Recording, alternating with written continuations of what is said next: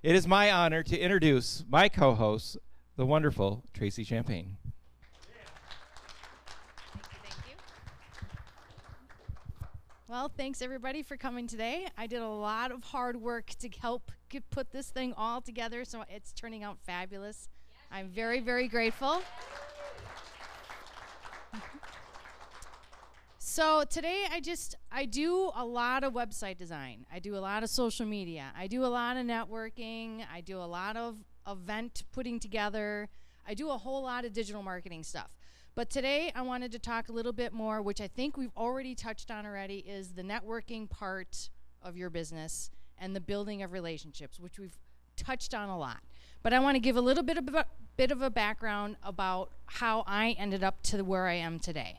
So, long story short, I ran a daycare out of my home for 20 years, and I did not have a network of anybody. I had hardly any friends. I had family. We would go over there on Sunday for dinner, but from 6 o'clock in the morning until 6 o'clock at night, I was hanging out with toddlers and 5-year-olds. And the most amount of people that I would see would be the parents that would come at 6 o'clock in the morning, drop off their kid, and then pick them up at the end of the day. And basically it was a lot of them telling me about all of their problems and me telling them about how we need to work on their kids' problems. And kids, you know, they're great. I've gotten to know a lot about people watching kids for 20 years. You learn a lot about how people act and how they think, what they do, what they like, why they do it, why they don't do it, what makes them afraid, what makes them go after things. And so I've learned a lot about people, but I didn't have a lot of adult relationships. So then I decided that I can't watch these kids forever. They're going to make me crazy. I'm already going crazy. I have to do something else.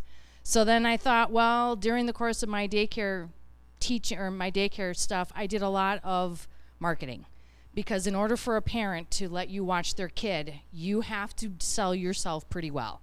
So I got familiar with the Nextdoor app. I created my own website. But I didn't know of any places to go and meet anybody. Who was I even going to sell any of these services to? I don't know anybody. So I thought, and I'm still doing this daycare because I have to make a living. So how am I going to pull this off? How am I going to possibly create this lifestyle for myself? Because I don't want to work for anybody else because I am spoiled at working for myself. So how was I going to do this? So then I thought, well, I'm just going to have to prove to somebody that I know what I'm doing. And the only way I can do it is to do it online. So I created Small Business Milwaukee. I started doing networking events at night. I was teaching at Dr. Dog's on Layton on 76th Street in this small little room, social media classes, and that's how I got started. And then it just kind of grew after that. But a lot of it was me just trying to figuring it out on my own.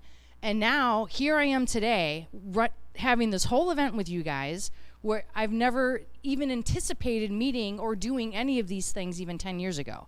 So I feel that wherever spot in your business that you're at, you should feel inspired to know that even in a couple years from now, things can be entirely different for you by the people that you've met and the people that, or the things that you've learned, all the different events that you go to and the little things that you pick up. Like today, you might have picked up a little tidbit that you're going to use here and there. But just to never get, I don't know what the right word is. What is the word for it? Discouraged? Yeah. Don't get down on yourself because, gosh, the next day it could totally open up a new window for something else. So everybody here who stood up on stage today got out of their shells. Everybody that came here today, they started talking to people. Maybe they weren't really comfortable. They didn't know them before. But you keep doing it. You keep doing it over and over and over again. You're going to get better at it. And any skill that you're trying to learn, you're just going to keep getting better at it. Just keep doing it, and you'll just continue to grow. And in 5 years from now, we might not even be doing these same things that we're doing today. We could be doing something entirely different. So just that is the only thing that I wanted to bring up today is just keep moving forward and keep doing new things. And I didn't quite know how to put any more expertise in anything that we've talked about today. I wanted to be inspiring and uplifting, so I hope I achieved that. And I don't know, does anybody have any questions for me on any of that stuff that I just talked about? No. Yes, Taylor. Did the kids do any of the marketing for you? That would have been smart, but no. I mean, sort of. Like, I had my kids do marketing for me. Like, when the parents would come over with their little kids, okay, you guys have to be really good, and I dressed them nice. So, yes, I guess in a way, yeah. Yeah, so. What was your biggest challenge, your biggest hurdle of making that jump from having a job and switching careers, switching gigs? Oh, the biggest hurdle, the biggest thing. So I was nearing the end. I had finished school because I went to school all online for website design, and I would finish that. And then I couldn't quite figure out how I was going to make this transition from watching these kids into doing this full time until my dad got real sick and passed away like 4 years ago. And after he had passed away, I thought, you know, you don't have all the time in the world to figure out when you're going to do these things. So if you're going to do it, you might as well just do it today. And you know what? You're going to make it work. Somehow you'll figure it out. And my son right now, actually, that reminds me of something my son said to me just the other day. He started a flooring business, and he's all of 21 years old. And he's got 2 employees, and he's killing it. And he said, I've got so much overhead. And I said, and that doesn't bother you? He's like, no, it drives me to make me want to do more. He said, the more financial situation I put myself into, it makes me do more. So that is total inspiration there too. So if you're worried about getting into making that financial decision that you're afraid you're going to get more into debt or something, just think about what energy that's going to give you to push you to do more because you got to pay that thing off. So I don't know. That's pretty good. What drives you, what propels you through the crowd? All of my friends. That's pretty much it. All of the people that I've met that are doing it and killing it, if they can do it, I can do it also.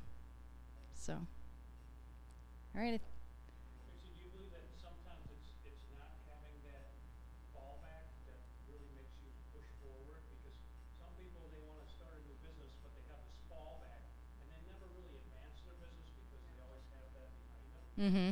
You have to throw that old skirt away and put a new one on.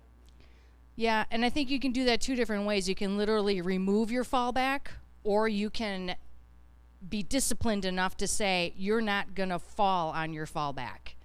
And it's either you have to do it one or the other way, I think. Yeah. I just have to ask the Friday Fish Fry lady has the best fish fry in Wisconsin. I don't even know that answer. God, there's like 1,000 restaurants on there. Who's your top 3 favorite fish fries in Wisconsin? Just rattle off some good ones. Yeah. Yeah, I can't really even answer that one. It's the one in Campbellsport. It's the one in Campbellsport. There you go. There's one in Wisconsin Rapids. It's all you can eat. It's still $8.99. Awesome. Awesome. Well, thank you, everybody, for coming today. Who am I giving this to?